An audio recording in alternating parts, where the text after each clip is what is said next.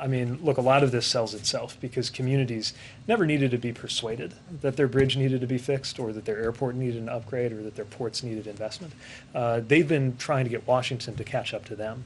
But I do think it's important for us to go out there, especially in communities where a member of Congress or the Senate played an important role. And as you know, members from both sides of the aisle played important roles in delivering this bipartisan win. And I can't wait to be out there celebrating good news. So our department has been gearing up, hoping that this bill would pass. And now that it has, we've taken it to the next level. I would break it into two parts. Part of it is handling increased funding for programs we already have, like discretionary programs such as RAISE, formerly known as Tiger, and Infra.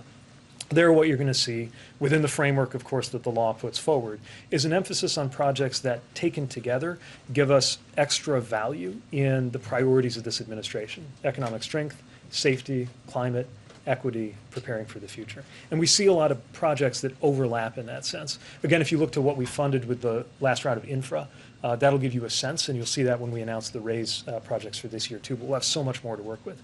Then there are areas where we have to stand up whole new programs. Safe Streets for All. We've never had a multi-billion-dollar safety initiative like that.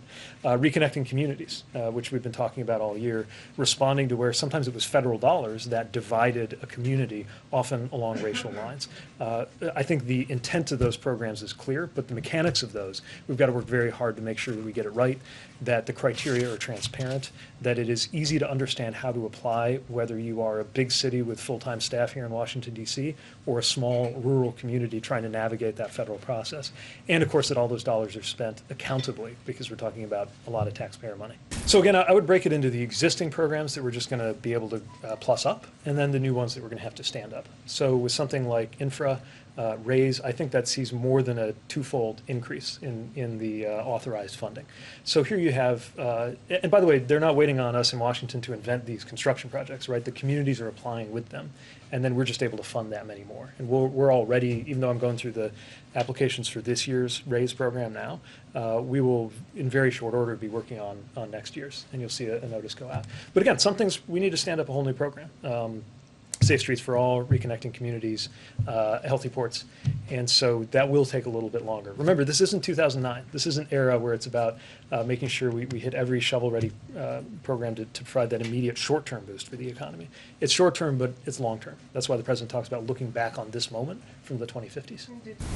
Yeah, let me offer a couple examples. I mean, one is that we need to make sure our ports are as efficient as possible, right? And there are cases where more technology, sometimes physical technology around the berths, but sometimes it's more to do with the systems that help the different players talk to each other. Remember, port's not a single entity, right? You got the port itself, which is kind of like a landlord. Then you got the terminal operators. Then you got the truckers, and all of them are interacting with competing shipping companies, right, to try to efficiently move these containers. They need to be able to exchange and share data. We'll definitely want to support ways to do that. So that's an example. Some of it's multimodal. If you see a backup of ships at a port, it might actually be because of something that's not so much on board the ships, but inland. That's why I was pointing to that example in Savannah, serving Savannah, where we have an inland port so you can rush those containers out of that precious port space and then sort them out, and then it'll be more efficient and more speedy.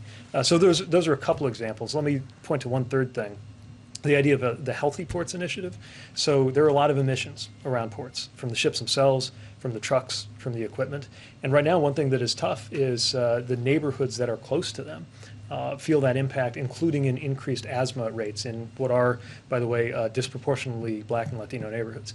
The Healthy Ports Initiative helps electrify them so that you don't have to worry about the emissions. And to me, that goes hand in hand with those efficiency gains that we're trying to drive.